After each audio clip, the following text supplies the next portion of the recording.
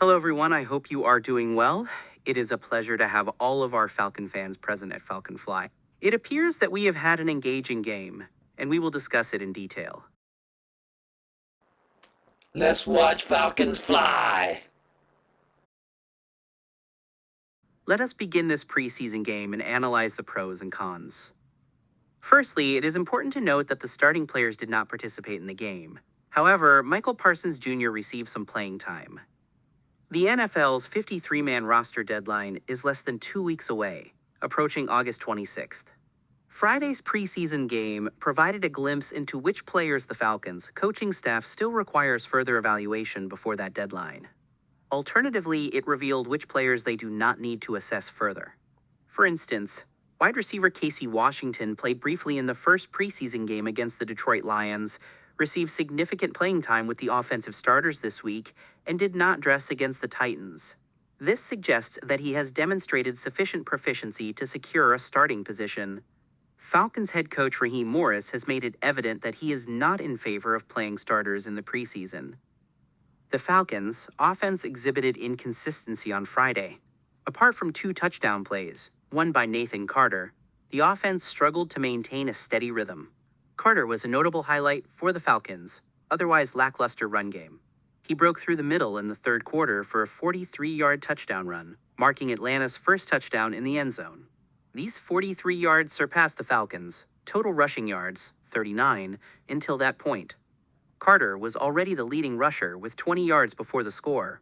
While Carter may have scored a 43-yard explosive touchdown to commence the second half on Friday evening, his performance prior to that point was equally noteworthy. Despite the Falcons' offensive challenges in the first half, Carter remained a standout player.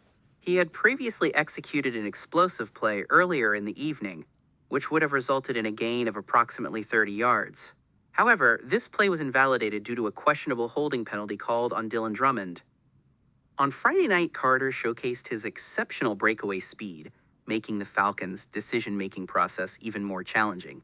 Carlos Washington Jr. is currently recovering from a hamstring injury and has not participated in practice for over a week, missing both preseason games. With limited roster spots available, missing time as a depth player opens the door for other candidates. Notably, at the running back position, Carter is effectively demonstrating his case. Additionally, wide receiver Chris Blair made a significant contribution with a 52-yard reception. Blair, who appeared in both preseason games and scored touchdowns in each, is actively vying for a roster spot. However, the team struggled to maintain a consistent pace of movement downfield. The offensive line was plagued by numerous penalties, negatively impacting the overall production. A notable example occurred after cornerback Natrone Brooks' interception, where a series of penalties propelled the Falcons from the Titans' 27-yard line to the 42-yard line. The Falcons ultimately opted for a 42-yard field goal. Quarterback Easton Stick's 52-yard touchdown pass to wide receiver Chris Blair in the third quarter further solidified Blair's candidacy for a roster spot. Blair, who spent most of last year on the practice squad, was ultimately elevated to the maximum of 3 times and signed to the roster later in the season. Despite the intense competition at his position, with David Sills V also seeking to secure a spot, Blair remains determined to prove himself. Tight end Tegan Quitoriano made a valuable contribution by forcing and recovering a fumble on kickoff coverage in the third quarter. Quitoriano is competing for a third tight end position behind Kyle Pitts Sr. and Charlie Warner. Causing turnovers in the third phase of the game is an effective strategy for gaining recognition. Additionally, it is worth acknowledging the quick return of kicker Younghoe Koo, who made both field goal attempts from 39 and 42 yards out after being placed on injured reserve in Week 16 of last season. 55. The distance Bradley Pinion's punt traveled to place the Titans at their own 6-yard line. Natrone Brooks. The cornerback has demonstrated exceptional performance during training camp, and on Friday, he executed a remarkable play that propelled the Falcons to their first points of the preseason. Facing a 1st and 10 situation at the Tennessee 43-yard line, Titans quarterback Brandon Allen attempted a deep pass that Brooks intercepted and returned 33 yards. This interception marked the Falcons' first of the preseason and paved the way for Atlanta's first points in Friday's game. Regardless of the outcome of Friday's performance, Brooks' inclusion on this list is assured. After consistently breaking passes and exhibiting tenacious coverage during practices, Brooks is rapidly ascending the 53-man roster. Prior to the rib injury sustained by Clark Phillips III, Brooks established himself as a formidable contender for the starting outside cornerback position behind A.J. Terrell and Mike Hughes. Following his impressive performance in last Friday's preseason game, Brooks was granted additional playing time with the first-team defense during joint practices this week. The Falcons simulated Brooks, potential replacement for Terrell or Hughes in the event of an injury.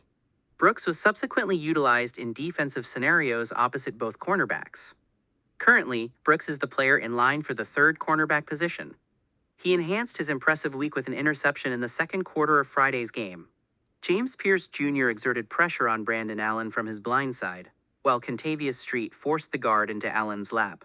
Brooks intercepted a long pass, leaped ahead of the intended receiver, and returned the interception for 33 yards.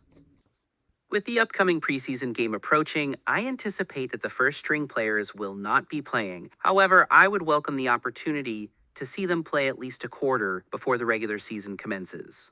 Naturally, I understand that Coach Morris intends to evaluate all players before initiating cuts.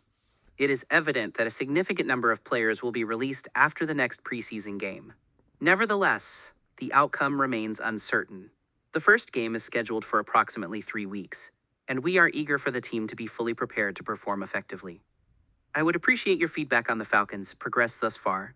Your opinions on their performance are crucial in evaluating their progress compared to last year.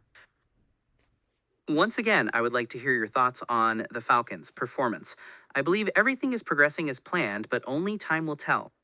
Thank you for your time and consideration. We look forward to seeing you in the next Falcon video. But once again, let me get your opinion on how you think the Falcons are doing. I think everything is coming just as they have planned, but only time will tell. But you guys take care. You have a good one, and we will catch you in the next Falcon video. So you have a good day, and we'll see you later. Let's watch Falcons fly.